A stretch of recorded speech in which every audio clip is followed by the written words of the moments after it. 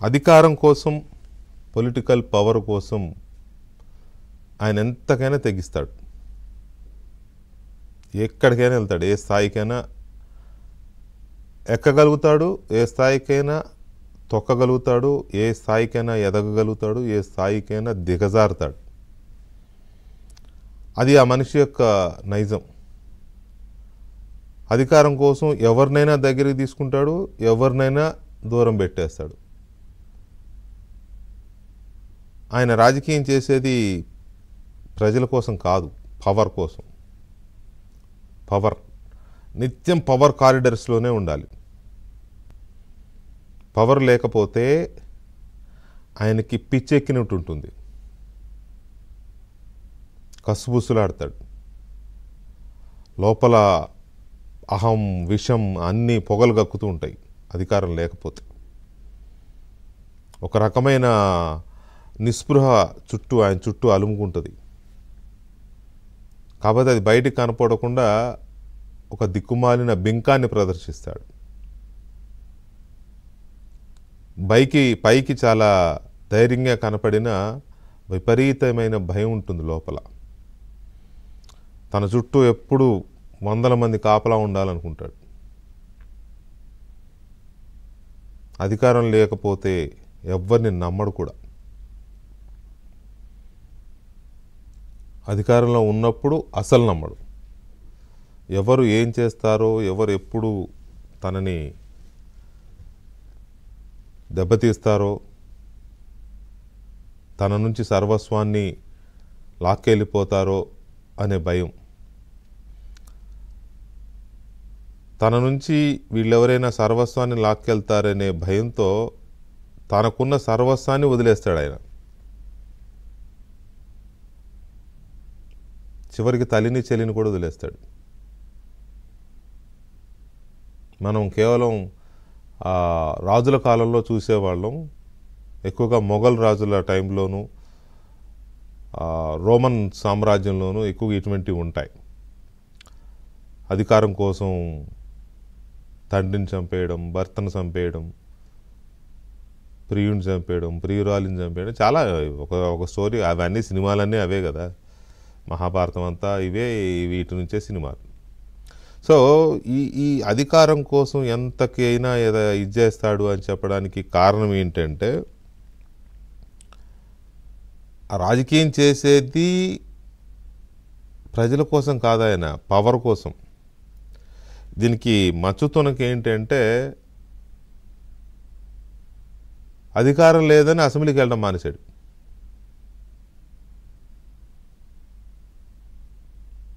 కనీసం ప్రతిపక్ష నేత హోదాన్ని ఇవ్వండి నేను రావాలంటే అని. ఎందుకంటే ప్రతిపక్ష నేత హోదా ఇస్తే కాస్త కూస్తో సమానంగా కాకపోయినా కాస్త గౌరవప్రదంగా, ముఖ్యమంత్రితో గౌరవప్రదంగా కాస్త ఇది ఉంటుంది అనేది ఆయన ఆశ. ఎందుకు వస్తుంది? ప్రజలు ఇవ్వండి నీకు ఎందుకు వస్తుంది? ప్రజలు కదా ఇవ్వాలి. ఇది ఎన్నిసార్లు మాట్లాడుకున్నా అదే జరగాలి. ఆ అడ్డం పెట్టుకుని అది లేదు కాబట్టి నేను రానని చెప్పి రాడు. ఎందుకు? అసలు విషయం ఏంటంటే మొహం చెల్లక. ఎందుకంటే ఆయన అధికారంలోనే ఉండాలనుకుంటాడు. అధికారంలో ఉన్న వాళ్ళని చూసి సహించలేడు, భరించలేడు. అది అసలు పాయింట్ అది. అందుకని వెళ్ళడం, దాని తగ్గట్టు ఏదో కలిసి వచ్చే కాలానికి ఏదో అన్నట్టు ప్రజలు కూడా ఏదో రోగి కోరింది డాక్టర్ ఇచ్చేది ఒకటే మందు అన్నట్టుగా ప్రజలు కూడా ఆయనకి ఆ ప్రతిపక్ష నేత హోదా కూడా లేకుండా మూలన పడేశారు, నెలకేసి కొట్టారు. అది ఒక రకమైన కోపం ప్రజల మీద కూడా. అందుకనే నాకు ప్రతిపక్ష నేత హోదా ఇవ్వని ఈ ప్రజల కోసం నేను ఎందుకు వెళ్ళి ఆ హౌజ్లో మాట్లాడాలి అని తనతో పాటు గెలిచిన 10 మందిని కూడా వెళ్ళకుండా ఆపేశాడు. అంటే అది ఏ రకమైన మెంటాలిటీయో దాన్ని బట్టి అర్థం చేసుకోవచ్చు మనం. నీకు ప్రతిపక్ష నేత హోదా రాలేదు, నీకు వెళ్ళటానికి ఇష్టం లేదు, అవతల వాళ్ళ ముఖంలో కళ్ళలో కళ్ళు పెట్టి చూసే స్థైర్యం, ధైర్యం నీకు లేదు. ఓకే, నువ్వు వెళ్ళకు, వాళ్ళని పంపించు ఫ్లోర్ లీడర్గా, మీ పార్టీ శాసనసభా పక్ష నేతగా ఆ 10 మందిలో ఎవరినో ఒకళ్ళని పెట్టు, నీకు నచ్చిన వాళ్ళని, నీ నమ్మకమైన వాళ్ళని. ఒకళ్ళు పెడితే వాళ్ళు వెళ్తారు కదా, వాళ్ళు వెళ్ళి వాళ్ళకి వచ్చి ఆ 2 నిమిషాలు 5 నిమిషాలు 10 నిమిషాలు వాళ్ళు మాట్లాడతారు కదా. అది చెయ్యవు. మళ్ళీ అదొక భయం, వీడెక్కడ మొత్తాన్ని తీసుకెళ్ళి అందులో కలిపేస్తాడేమో, ఏ జనసేనలోనో ఏ టీడీపీలోనో ఏ బీజేపీలోనో కలిపేస్తే మొత్తానికి పార్టీ లేకుండా పోద్ది, ఇప్పటికే మినుక్కుమంటుంది దీపం అని అదొక భయం. ఇదంతా ఎందుకు చెప్పాల్సి వస్తుందంటే కౌన్సిల్లో మాత్రం నంబర్ ఎక్కువ ఉంది, అందుకని కౌన్సిల్కి వెళ్తారు. మొత్తం 58 అయితే కౌన్సిల్ ఎమ్మెల్సీల సంఖ్య ఉండాల్సిన సంఖ్య ఇప్పుడు 52 ఉన్నట్టున్నాయి. అందులో 32 వీళ్ళు ఉన్నారు. 32 ఉన్నారు కాబట్టి అందులో ప్రధాన ప్రతిపక్షం వైసీపీని అవుతుంది.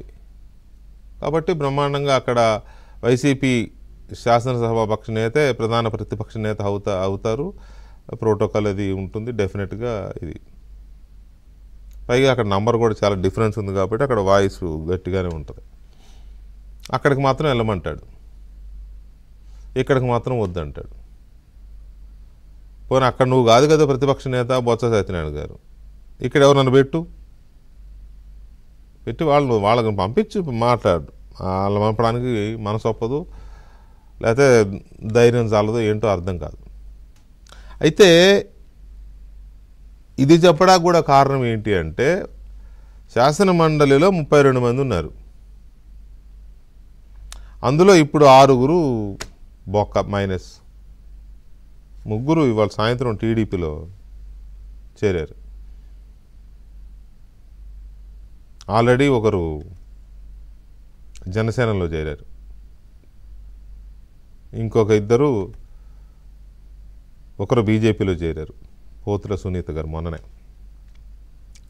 ఇంకొకరు జకియా బేగం అనుకుంటా, ఆవిడ బీజేపీలోకి వెళ్ళాలనే ఉద్దేశంతో ఆవిడ కూడా రాజీనామా చేశారు, కానీ ఇంకా ఆమోదించలేదు చైర్మన్.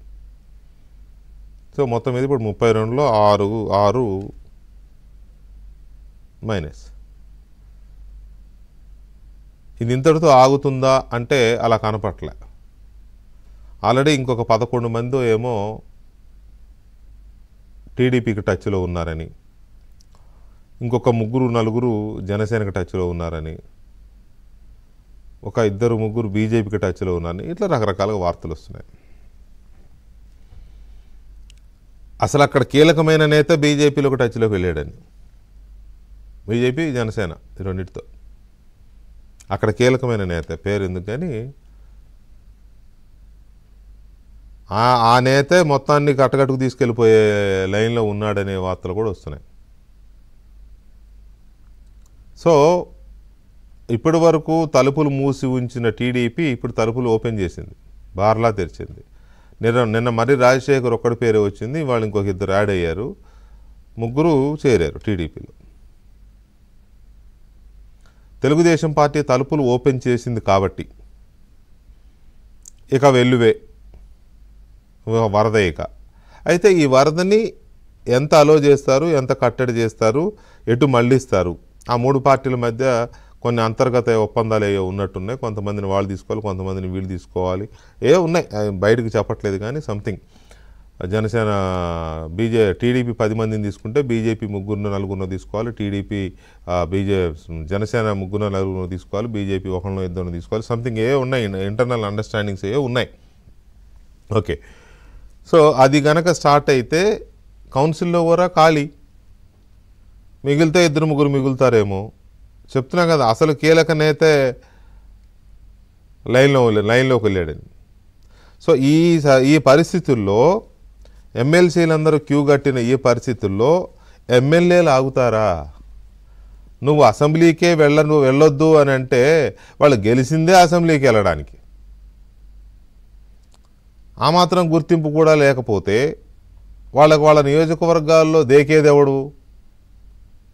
ఇక్కడ నువ్వు దేకవు, అసెంబ్లీలో దేకడానికి అసెంబ్లీకి వెళ్ళనివ్వవు, నియోజకవర్గాల్లో జనం ఎందుకు దేకుతారు? ఇంకా ఏమైనా పనులు అయితే కదా జనం వాళ్ళని దేకేది. ఏ పనులు అవ్వకపోతే జనం వాళ్ళని ఎందుకు దేకుతారు? వాళ్ళకి ఇక ఫ్యూచర్ లేదు వాళ్ళకి. నెక్స్ట్ వాళ్ళకి ఫ్యూచర్ ఉండాలి అని అంటే నిన్ను వదిలేయాలి. నిన్ను వదిలేసి ఎక్కడ ఫ్యూచర్ ఉంటుందో అక్కడికి వెళ్ళి ఆ అధికార పక్ష కూటమితో జతగడితే అది 4 పనులు అవుతాయి, 4 రూపాయలు 4 రాళ్ళు వెనకేసుకోవచ్చు, ప్రజలకు 4 పనులు చేయొచ్చు, నెక్స్ట్ మళ్ళీ ఎలక్షన్కి రెడీ అవ్వచ్చు. ఇది సీక్రెట్. ఎనీ మూమెంట్ ఎమ్మెల్యేల్లో మొదలు వాళ్ళు కూడా ఆల్రెడీ టచ్లో ఉన్నారని చెప్తున్నారు. వాళ్ళు కూడా క్యూ కడతారు. రాజీనామాలు చేసి వెళ్తారా, చేయకుండా వెళ్తారా? ఈ రోజుల్లో అంత దీనిగా ఎవరు లేరు.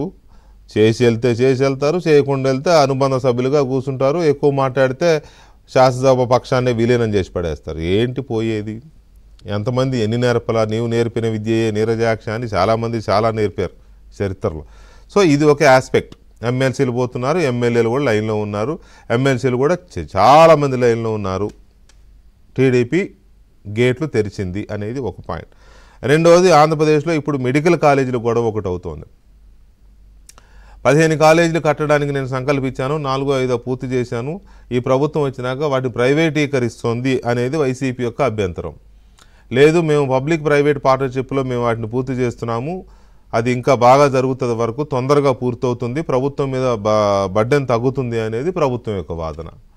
లేదు, మీరు ప్రైవేటైజ్ చేసే ఉద్దేశంతోనే మెడికల్ కాలేజీలని పీపీపీ మోడ్లో చెప్పి తీసుకెళ్తున్నారు, కానీ మీ ఉద్దేశం ప్రైవేటైజ్ చేయడమే అనేది వైసీపీ యొక్క అభ్యంతరం. ఇవాళ కౌన్సిల్లో కూడా అదే గొడవ. ఇందులో ఎవరు చేసినా మెడికల్ కాలేజ్ అన్ని కట్టాలనే ఆలోచన మంచిదే, కట్టడము మంచిదే, ఏ రాష్ట్రానికైనా మెడికల్ కాలేజ్ ఉండడము మంచిదే. అయితే దీంట్లో ఏది మంచిది? పీపీపీలోకి ఈ ప్రభుత్వం ఎందుకు వెళ్ళింది?